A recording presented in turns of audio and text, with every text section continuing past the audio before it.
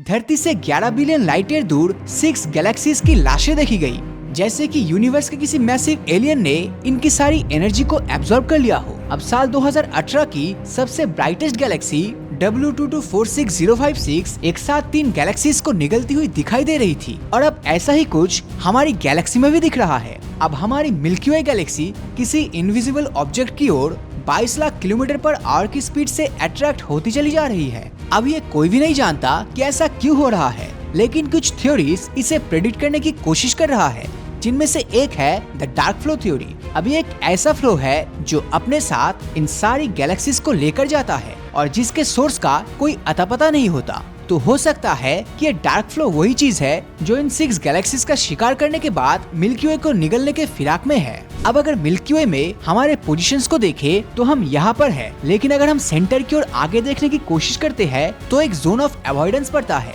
जो कि गैसेस और डस्ट से भरा हुआ मिल्की वे का वो हिस्सा है जो विजिबल लाइट को अपने में से पास नहीं होने देता। और यही वजह है कि ब्रह्मांड के उस कोने में होने वाले एक्शंस हमारी नजर से छूट रहा है। अब मिल्की वे का जोन ऑफ अवॉइडेंस रीजन हमारे व्यू के एक बहुत बड़े हिस्से को ब्लॉक कर रहा है, जिसकी वजह से उस एरिया की बहुत सी चीजें हमारी नजरों से बची हुई है। तो इसी तरह आप सोचिए कि हमारे आसपास मौजूद बहुत सी चीजों का तो हमें आइडिया ही नहीं है कि वो अपनी मैसिव ग्रेविटी से हमारी मिल्की वे और उसके अंदर के सिस्टम को अपनी ओर खींच सकती है।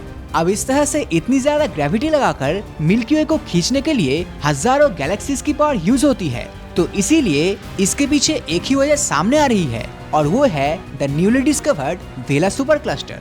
जहाँ एक शेपली सुपर क्लस्टर धरती से 650 मिलियन लाइट ईयर दूर है, वही वेला सुपर क्लस्टर हमसे 840 मिलियन लाइट ईयर दूर है। इंटरेस्टिंग बात यह है कि वेला सुपर क्लस्टर में अब तक जितनी भी गैलेक्सीज डिटेक्ट हुई है, उनके टोटल मास के बेस पर हमारी मिल्की वे को एटलीस्ट एक्स्ट्रा 50 किलोमीटर पर सेकंड की स्पीड से अपनी ओर खींच रहा है। लेकिन ये स्पीड इतना नहीं है कि इस लाइफ टाइम में हम इंसानों को इससे कोई प्रॉब्लम फेस करना पड़ जाए। ह्यूमन क्लोनिंग पूरे दुनिया में तेजी से चल रहा है। बहुत सालों तक हम समझते थे कि ह्यूमन क्लोनिंग या फिर एनिमल क्लोनिंग करना पूरी तरह से बैंड है, लेकिन रिसेंटली ऐसा क्या हुआ कि कुछ कंपनी सीक्रेटली ह्यूमन क्लोन्स बना रही है। और अगर इस बात में जरा सी भी सच्चाई है, तो फिर कितने ही क्लोन्स आज हमारे बीच सीक्रेटली रह रहा होगा। साल 1996 से 97 में जब पहली clone animal Dolly the sheep बनाई गई थी, और जब ये सबके सामने आई तो बहुत से साइंटिस्ट इस क्लोनिंग टेक्नोलॉजी को ह्यूमंस पर अप्लाई करना चाहते थे। इसी बीच एक अमेरिकन कंपनी क्लोनेट आई, जिसने तुरंत ही डॉली के लिए यूज की गई cloning technique somatic cell nuclear transfer को इंसानों पर भी यूज करना शुरू कर दिया।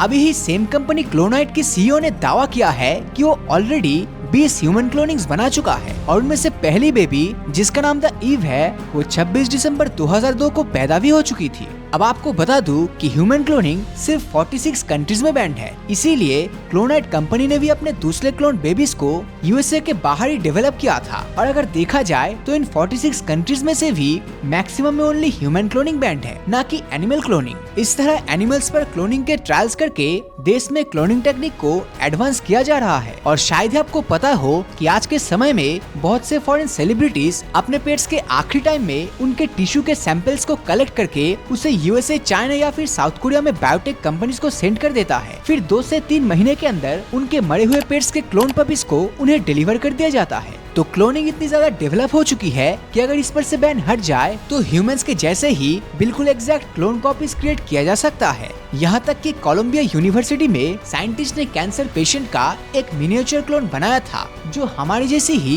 ह्यूमन क्लोनिंग एबिलिटी को शो करता है। अब इस रिसर्च के लीड साइंटिस्ट प्रोफेसर और उनकी टीम ने 4 सेपरेट कंपार्टमेंट में पेशेंट्स के अलग अलग ऑर्गन्स जैसे कि हार्ट, लिवर, स्किन्स और बोन्स को रखा। फिर उन्हें आर्टिफिशियल ब्लड वेसल्स के जरिए कनेक्ट किया और उनमें पेशेंट का ब्लड भी सर्कुलेट करवाया, जिसके बाद उसमें एंटी कैंसर ड्रग डॉक्सरूबिकिन टेस्ट किया गया। अब इसके बाद इसको रियल लाइफ ह्यूमन ट्रायल्स के साथ कंपेयर किया गया, तो रिजल्ट में आया कि ये मिनिएचर ऑर्गन सिस्टम बिल्कुल वैसे ही रिएक्ट कर रहा है जैसा कि डॉक्सरूबिकिन के क्लिनिकल ट्रायल्स में एक असली इंसान का ऑर्गन सिस्टम वर्क करता है। अब इसका मतलब ये है कि ये क्लोनिंग एक तरीके से नामुमकिन को मुमकिन करके दिखाया है, जिससे कि आप अपनी मर्जी से कुछ भी बना सकते हो। पिरामिड्स बिजली जनरेट करने वाले पावर प्लांट्स थे, जो कि फेमस साइंटिस्ट टेस्ला का कहना था, जो इलेक्ट्रिसिटी को दुनिया के अलग अलग जगहों पर ट्रांसफर करने के लिए बनाया गया था। और इसको इजिप्शियंस नहीं बल्कि उससे भी कई हजारों साल पहले धरती पर रहने वाले किसी एडवांस सिविलाइजेशन द्वारा बनाया गया था। ये बात फेमस ऑथर ग्राहम हैनकॉक की वायर कॉन्स्टलेशन थ्योरी में बताई गई है, जिसके पीछे इनका तर्क ये है कि इन तीनों बड़े पिरामिड्स को बनाने वाले सिविलाइजेशन ने ये ओरियन कॉन्स्टलेशन स्टार्स को परफेक्टली मैच करके बनाया था। पर इनका ये अलाइनमेंट आज के आसमान से नहीं बल्कि आज से 13,500 साल पहले के आसमान से मैच करता है। तो हम ये कह सकते हैं कि जिन पिरामिड्स को आज हम देख रहे हैं उन्हें 4,500 साल पहले नहीं बल्कि 13,500 साल पहले ही किसी सिविलाइजेशन द्वारा बिजली जनरेट और डिस्ट्रीब्यूशन करने के लिए बनाया गया था।